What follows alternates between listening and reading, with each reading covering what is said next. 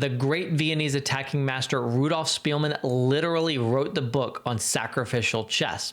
He's one of the last great romantic players, a player who loved to play openings like the King's Gambit, and he succeeded with them more often than not. In this game against the great Akiba Rubinstein, we see exactly why he was such a strong and fun player to watch. Spielmann opens the game here with pawn to e4. We get e5, knight f3, knight c6, knight c3, knight f6. For extremely obvious reasons, this is known as the four knights. Now, back in the early 1900s, this was kind of the height of opening theory, and it led to a lot of sharp play. But today, it's considered pretty equal and pretty drawish and very, very balanced.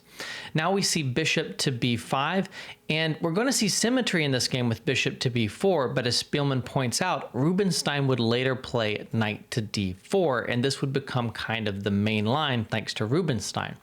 Actually, Spielmann wouldn't know this, of course, but today in the Opening Explorer, this is known as the Rubinstein counter gambit because of his influence. However, as stated, Rubinstein hadn't yet figured out that he really liked the move knight d4 and was really good with it, so he plays bishop b4. Castles, castles, pawn to d3, pawn to d6, bishop g5. Now, of course, knight d5 is not desirable and should be stopped, so bishop takes c3. Black gives up the bishop pair, but obviously white's structure is compromised and black is very, very solid here. The computer says 0.00, but of course, it's a human game. Many things can happen. Now we see queen to e7, which Tartakover describes as an ingenious regrouping, and I have to agree, it's a very clever idea sliding the queen over to e7 and intending knight to d8 and to e6. The knight is strong on e6, and it will attack the bishop on g5 and nullify the pressure of the pin. Not a kind of regrouping that one would naturally think of, but quite viable. After queen to e7, we see rook e1, knight back to d8 as intended, pawn to d4, and knight to e6. The bishop is hit, so the bishop pulls all the way back to the first rank bishop c1. c6, the other bishop is hit, so it pulls all the way back to the first rank. The bishops are actually pretty good on the first rank in this position. It seems like white's giving up a lot of ground, but they can easily reintroduce, and the bishops are long-range pieces, so you aren't too worried about their potential. Even when they're back on the first row, they still have wide influence and easily remaneuver.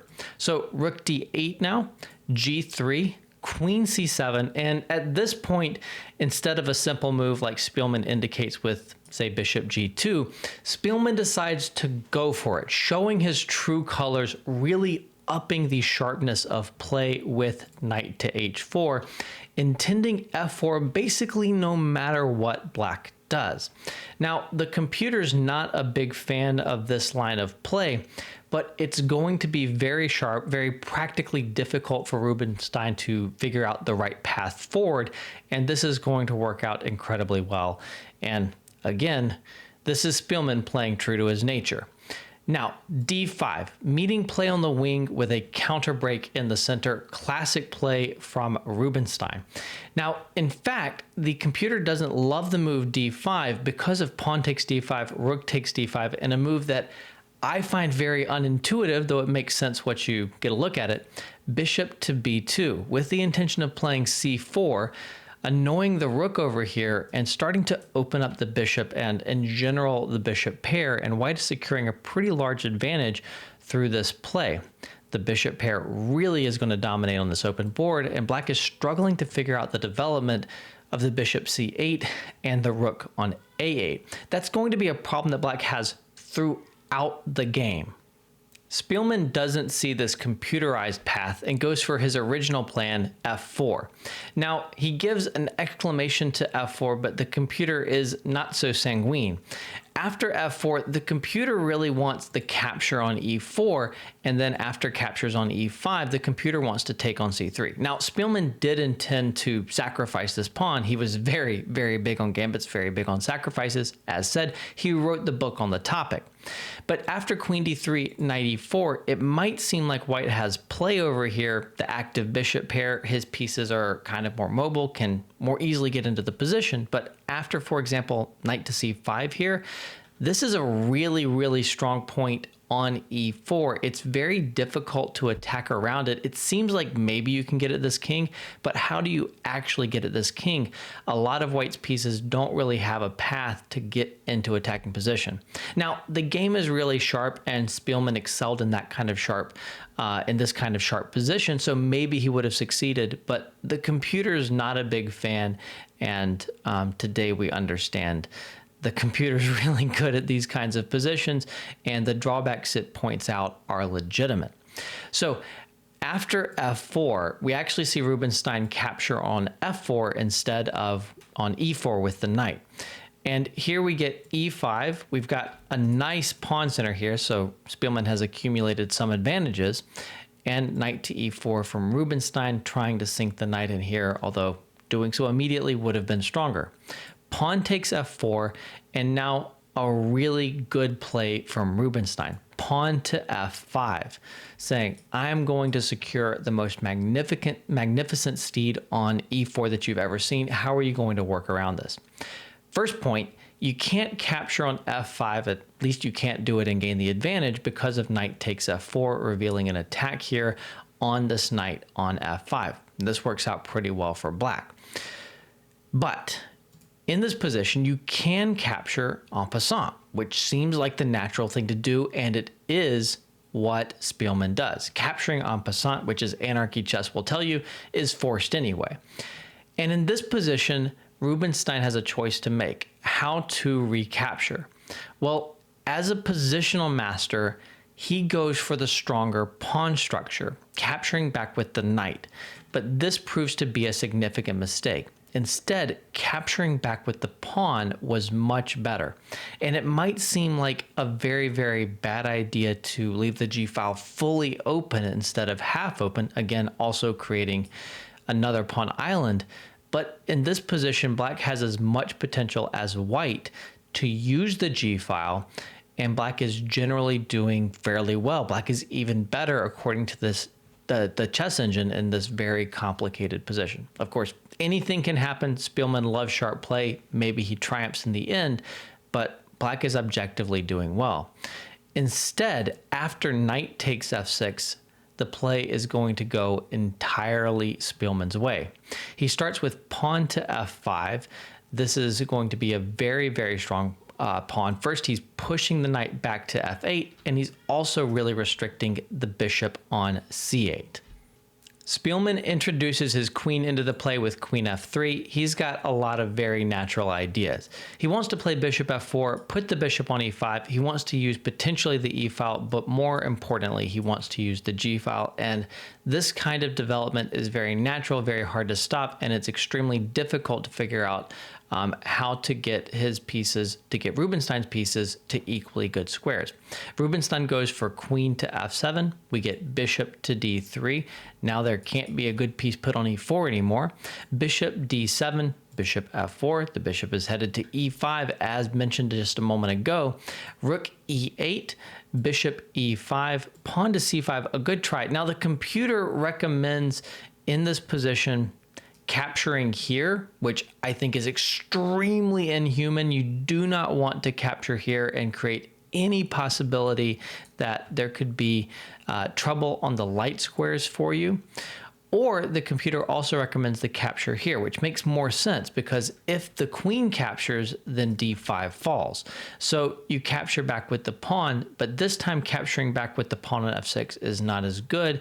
Spielmann is ahead in development, and he's in a great spot to, for example, play king f2, use the g-file. He's much, much better here, although finishing off the attack is complicated, is hard to do.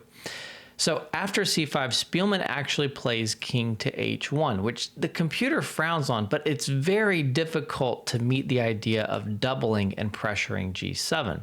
After king h1, we see pawn to c4, pushing the bishop back, which is a small achievement, bishop e2, bishop c6. This bishop would love to get rid of its own pawn. If it could capture its own pawn, then black would be doing really, really well, but the bishop is totally blockaded by the d5 pawn. Queen f4, knight to d7, bishop f3, reinforcing the support of the bishop on e5.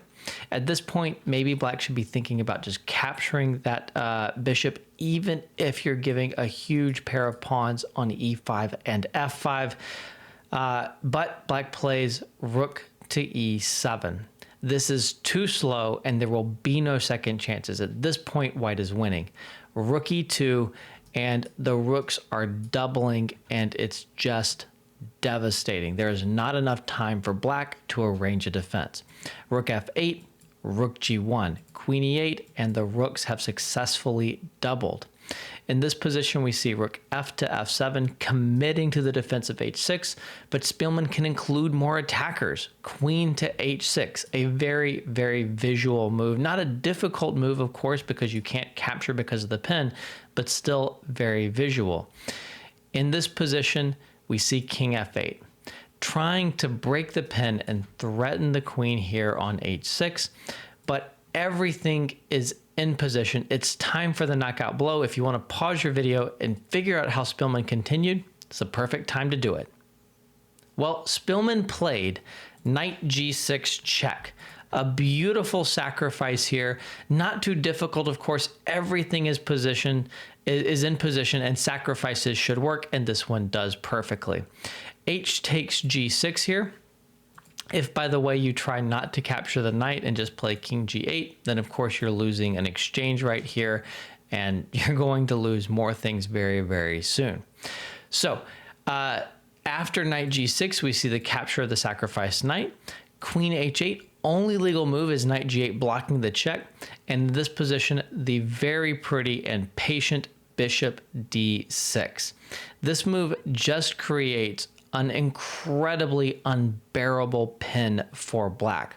The rook on e7 is stuck, and the very simple but basically unstoppable idea is to capture down here and then capture on g7, and it's just over. There is no way for black to defend after this crushing move, bishop d6. Black is nearly in Zugzwang here. So queen to d8, again, there's not a better choice. And we get rook takes g6, intending rook takes g7, knight f6, so that you're actually threatening the bishop, and you're just praying for the bishop to capture on e7, which would give you a bit of a reprieve, but instead another blow, rook takes f6. Very pretty here.